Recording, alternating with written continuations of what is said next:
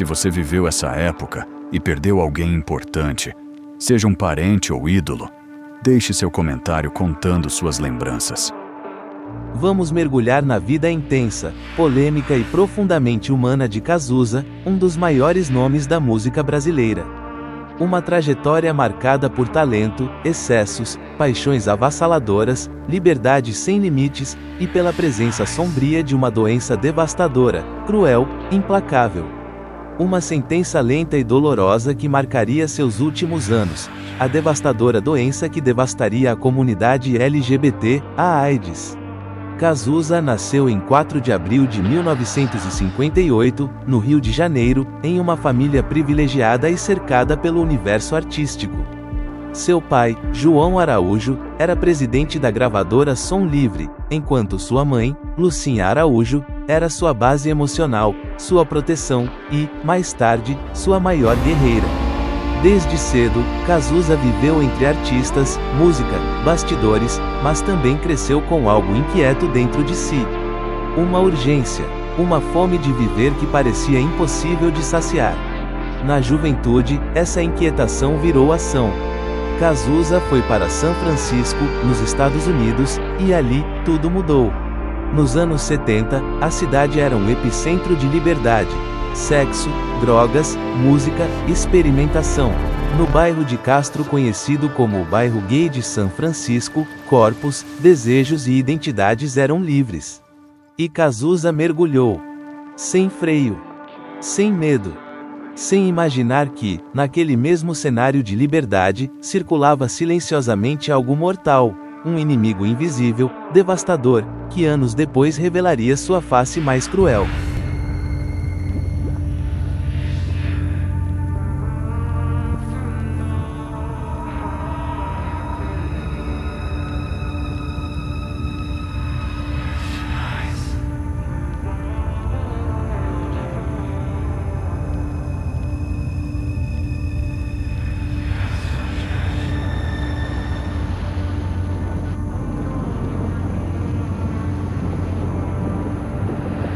Há relatos de noites intermináveis, relações intensas, excesso de tudo. Era uma geração que acreditava que o mundo tinha mudado para sempre. Mas não tinha. Cazuza voltou ao Brasil transformado, mais livre, mais ousado, mais perigoso. E passou a viver exatamente assim, nas noites do efervescente circuito Ipanema-Leblon. Cazuza não vivia, ele se consumia. Festas que duravam dias. Drogas, álcool, sexo sem limites. Ele próprio dizia que queria viver tudo, absolutamente tudo, antes que fosse tarde demais. E, de certa forma, ele estava certo. Sua vida amorosa era intensa, caótica, fascinante.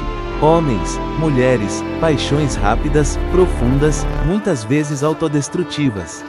Seu relacionamento com Ney Matogrosso é um dos mais emblemáticos. Ney descreve Cazuza como um furacão, alguém que entrava na vida das pessoas e mudava tudo. E mesmo depois do fim, havia carinho. Havia ligação, algo que nunca se rompeu completamente. Mas Cazuza também acumulava histórias, quase inacreditáveis. Há relatos de que ele desaparecia por dias, mergulhado em festas, voltando completamente exausto e, ainda assim, pronto para mais.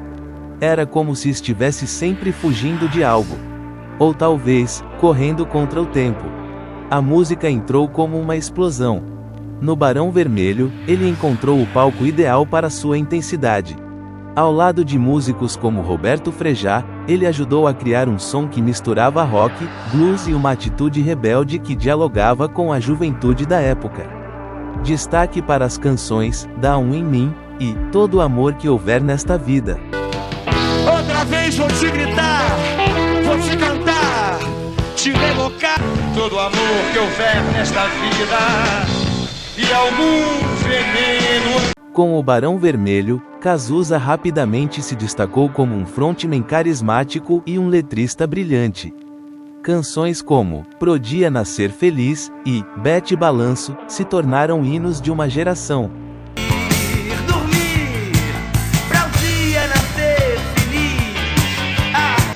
Quem vem com tudo não cansa. Bete balanço, meu amor. Mas nem ali havia paz. Nos bastidores, brigas, atrasos, excesso de drogas, discussões acaloradas. Dizem que, em alguns shows, Cazuza subia ao palco completamente fora de si, mas, ainda assim, entregava performances arrebatadoras. Era o caos, funcionando. E o público amava. Mas o preço disso começava a aparecer. Quando saiu do Barão, em 1985, não foi só uma decisão artística. Foi necessidade. Ele precisava ser livre, totalmente livre. E foi na carreira solo que ele se expôs de verdade.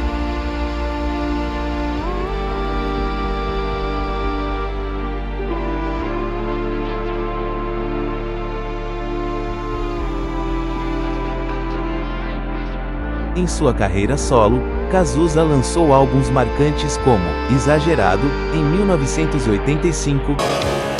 Será que eu sou medieval? E Só Se For a 2, em 1986, para citar somente dois. Solidão que nada. E músicas que até hoje são consideradas clássicos, como Exagerado, codinome Beija-Flor, O Tempo Não Para, e Ideologia.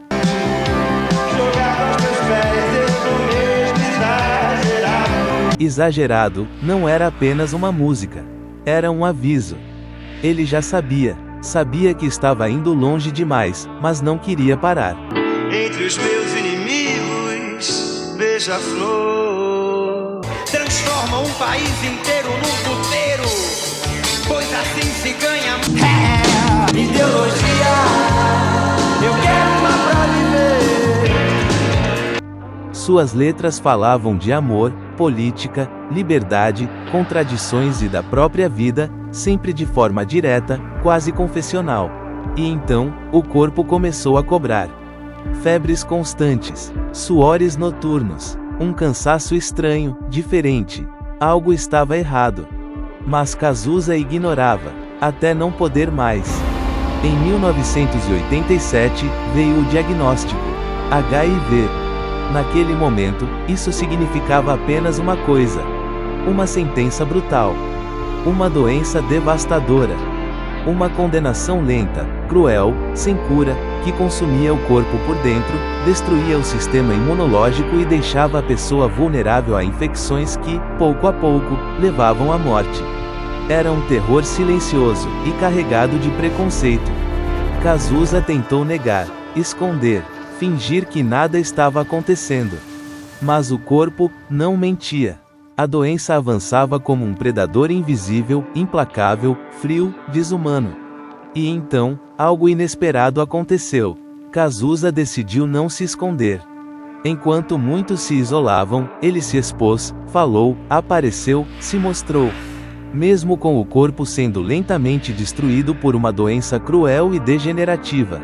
E isso chocou o Brasil, porque ninguém estava preparado para ver aquilo. A transformação física era brutal, magreza extrema, fraqueza, um rosto que já não era o mesmo. Mas ele continuava, cantando, escrevendo, desafiando. A canção, O Tempo Não Para, virou um grito de guerra. Mas também havia bastidores difíceis. Há relatos de que, em certos momentos, ele estava tão debilitado que precisava de ajuda até para tarefas simples. E mesmo assim, insistia em trabalhar. Era como se ele soubesse que o tempo estava acabando e quisesse deixar tudo antes de partir. Sua mãe, Lucinha, entrou em uma batalha desesperada, numa luta contra o inevitável. Ela o levou para tratamentos experimentais em Boston, nos Estados Unidos. Mas a realidade era cruel. A medicina ainda não estava pronta. O AZT, a única opção na época, era agressivo, caro, devastador. Muitos não suportavam os efeitos. E, mesmo assim, não garantia nada. Era lutar, sem saber se havia chance. Nos últimos meses, a situação era devastadora.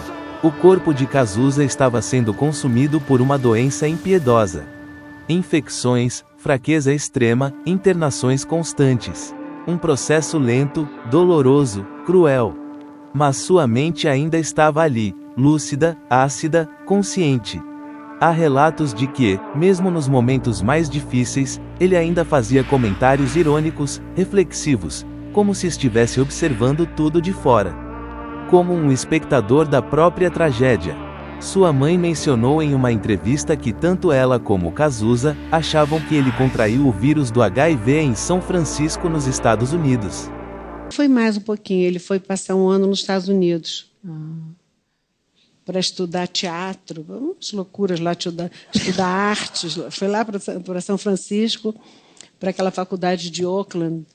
Então, ele foi estudar lá, mas durou pouco. Ele disse que ele ia por um ano e talvez para a vida inteira. Aí eu chorava. Nossa, eu fiquei até arrepiada. Me fala, você quase morreu. Mas você sabe que eu acho que ele contraiu o vírus da AIDS lá. Quando eu me lembro dele dizendo isso, talvez para a vida inteira. E mãe normalmente não erra, né? Pois é. Enfim, ele aproveitou bem a vida, morreu muito cedo, pagou muito caro. Não é? Pagou muito caro a vida louca. Mas muita gente fez como ele fez e está aí, casadinho com filhinho. Enquanto houver burguesia, não vai haver poesia. O Brasil perde um dos maiores talentos da nova geração da música brasileira. O cantor e compositor Cazuza morreu hoje cedo no Rio, depois de 5 anos de luta contra a AIDS. Cazuza morreu em 7 de julho de 1990, aos 32 anos. É impossível não pensar o quanto ainda teria criado, o quanto ainda teria vivido. Sua morte não foi apenas uma perda, foi um impacto, um choque, um espelho brutal de uma epidemia devastadora que o mundo ainda não compreendia totalmente. Mas também foi um despertar. Cazuza deu rosto à doença, deu voz à dor, humanizou o que antes era tratado com medo e preconceito. Depois de sua morte, sua presença só cresceu. Suas músicas continuam vivas, seus versos continuam atuais, sua intensidade, insubstituível. Sua mãe transformou a dor em missão, criando a Sociedade Viva Cazuza, ajudando crianças e jovens vítimas daquela mesma doença cruel. E talvez, esse seja o maior legado. Cazuza não pediu licença, não pediu perdão, não tentou ser perfeito. Ele viveu, intensamente, exageradamente, perigosamente e pagou o preço, mas deixou algo raro, verdade. Porque, no fim, Cazuza não foi apenas um artista, foi um grito, um excesso, uma vida vivida no limite.